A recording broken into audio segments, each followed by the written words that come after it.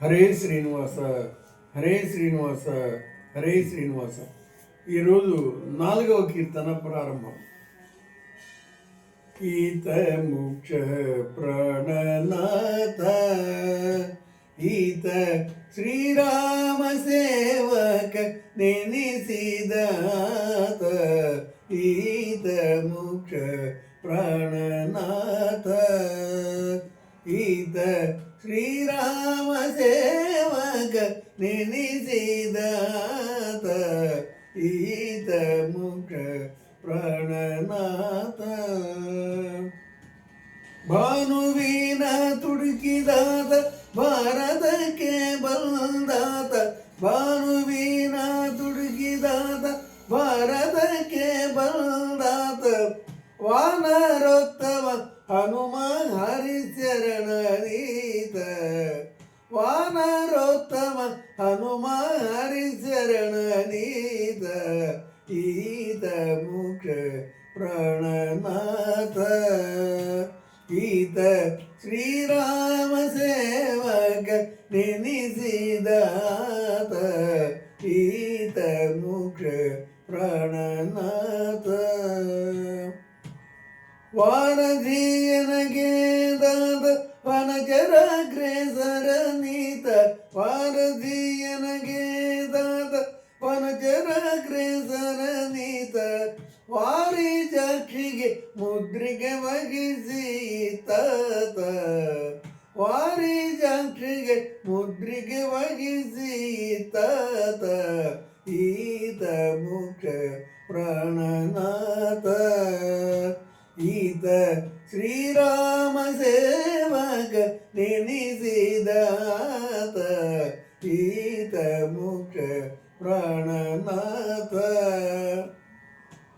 ಲಂಕಿಣಿಯ ಗೆಲಿದಾದ ಲಂಕೆಯನ್ನು ಉರಿಸಿದಾದ, ಲಂಕಿಣಿಯ ಗೆಲಿದಾದ ಲಂಕೆಯನ್ನು ಉರಿಸಿದಾದ, ಪಂಕಜೋದ್ಭವನ ಪಟ್ಟಭದ್ರನೀತ, ಪಂಕಜೋದ್ಭವನ ಪಟ್ಟಭದ್ರನೀತ, ಈತ ಮೋಕ್ಷ ಪ್ರಾಣನಾಥ, ಈತ ಶ್ರೀರಾಮ ಸೇವಕ ನೆನಿಸಿದಾತ, ಈತ ಮೋಕ್ಷ ಪ್ರಾಣನಾಥ. ವಾನರೋತ್ತಮನೀತ ವಸುದೆಗೆ ಯಜ್ಞನೀತ, ವಾನರೋತ್ತಮನೀತ ವಸುದೆಗೆ ಯಜ್ಞನೀತ, ದಾನವಂತಕ ಹನುಮ ದಶ ಪ್ರಮದೀತ, ದಾನವಂತಕ ಹನುಮ ದಶ ಪ್ರಮದೀತ, ಈತ ಮೋಕ್ಷ ಪ್ರಾಣನಾಥ, ಈತ ಶ್ರೀರಾಮ ಸೇವಕ ನೆನಿಸಿದಾತ, ಈತ ಮೋಕ್ಷ ಪ್ರಾಣನಾಥ. ಸ್ವರನೆಂಬು ಗೆಲಿದಾತ ಶರಣ ಜನರಿಗೆ ದಾತ, ಶರಣಂಬು ಸ್ವರನೆಂಬು ಗೆಲಿದಾತ ಶರಣ ಜನರಿಗೆ ದಾತ, ಸಿರಿಪುರಂದರ ವಿಠಲಗೆ ಅಚ್ಚಿನ್ನ ಭಕ್ತನೀತ, ಸಿರಿಪುರಂದರ ವಿಠಲಗೆ ಅಚ್ಚಿನ್ನ ಭಕ್ತನೀತ, ಈತ ಮೋಕ್ಷ ಪ್ರಾಣನಾಥ, ಈತ ಶ್ರೀರಾಮ ಸೇವಕ ನೆನಿಸಿದಾತ, ಈತ ಮೋಕ್ಷ ಪ್ರಾಣನಾಥ.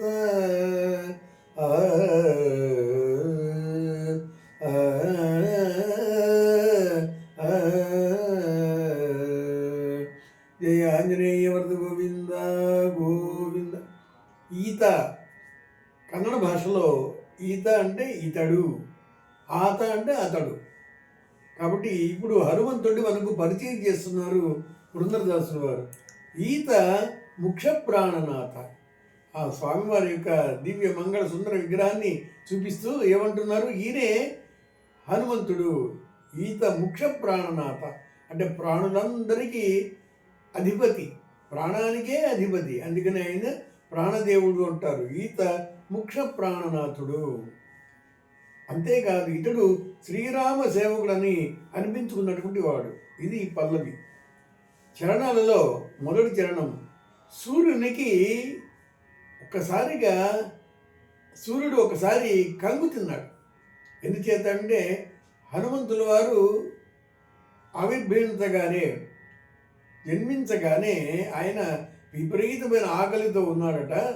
ఒకసారి ఎదురుగా అప్పుడే ఉదయిస్తున్నటువంటి సూర్యబింబాన్ని చూశాడు. సూర్యబింబం ఆయనకి ఒక పండులాగా కనిపించిందట.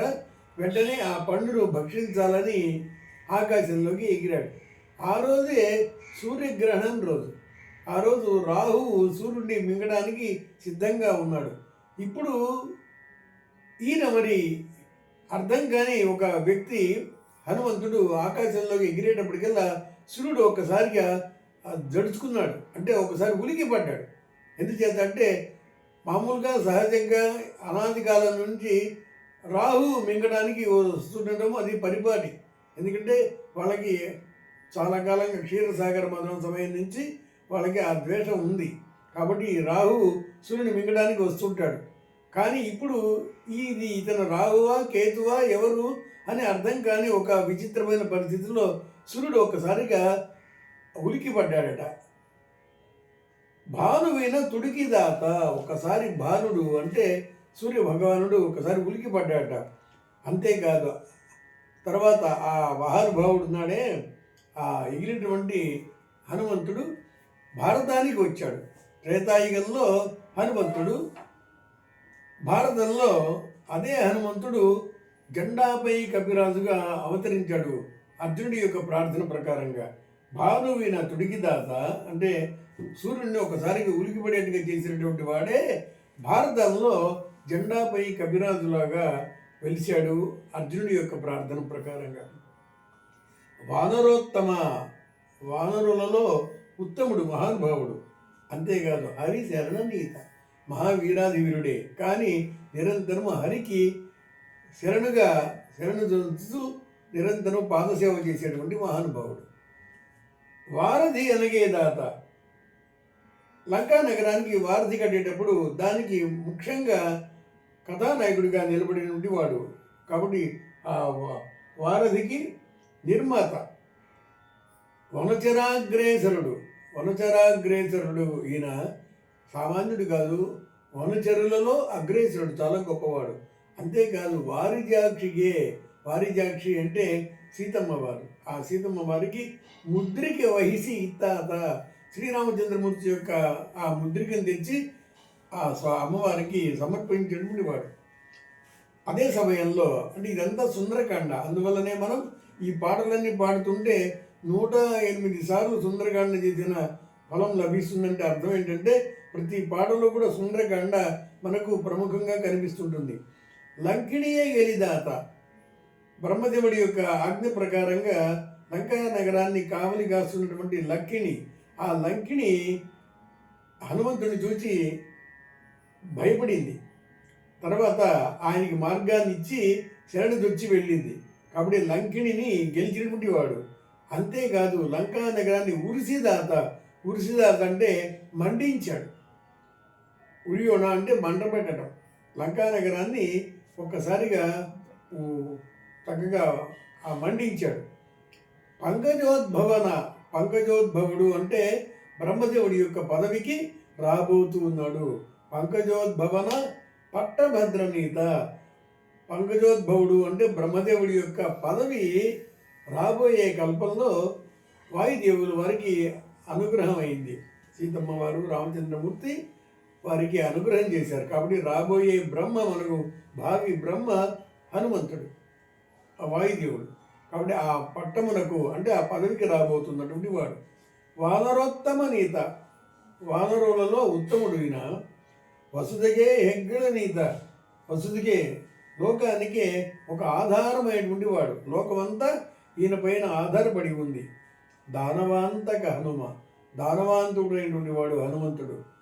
దశప్రమతీత, దశప్రమతి అంటే మధ్వాచార్యులని, ఆయనకి దశప్రమతి అని పేరు.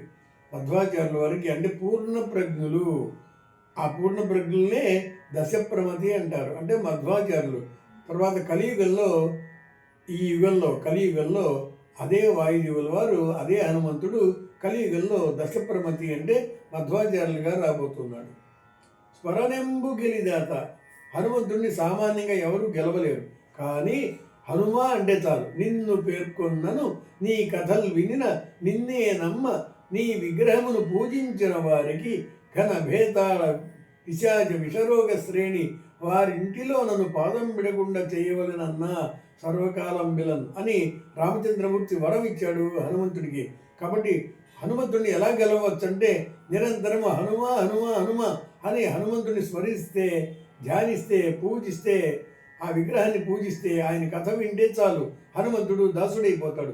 కాబట్టి ఎటువంటి వాళ్ళకైనా కూడా సేవ చేసి అనుగ్రహం చేసేటువంటి వాడు. కాబట్టి స్మరణ చేత గెలవవచ్చు హనుమంతుడిని. స్మరణంబు గెలిదాత శరణ జనరిగే దాత.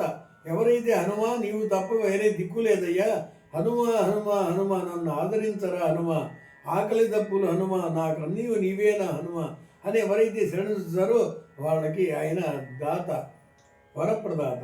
సిరిపురందర విఠలగే అంటే శ్రీ పాండురంగ స్వామికి, శ్రీమన్నారాయణమూర్తికి అంటే శ్రీరామచంద్రమూర్తి యొక్క అవిచ్ఛిన్న భక్తుడు ఆయన. అంటే ఎటువంటి విచ్ఛిన్నం అంటే ఎటువంటి మధ్యలో బ్రేకు లేకుండా నిరంతరము అవిచ్ఛిన్నమైనటువంటి ఏకధాటిగా భగవంతుడి పైన నిరంతరము సంపూర్ణమైనటువంటి నమ్మకంతో సేవ చేసేటువంటి మహానుభావుడే హనుమంతుడు. ఆయనే ఈత ముఖ్య ప్రాణనాథ. కాబట్టి అటువంటి వాడే ఈయనే ముఖ్య ప్రాణుడు అని హనుమంతుడిని మనకు పురంధరదాసు వారు పరిచయం చేస్తున్నారు. హరే శ్రీనివాస్.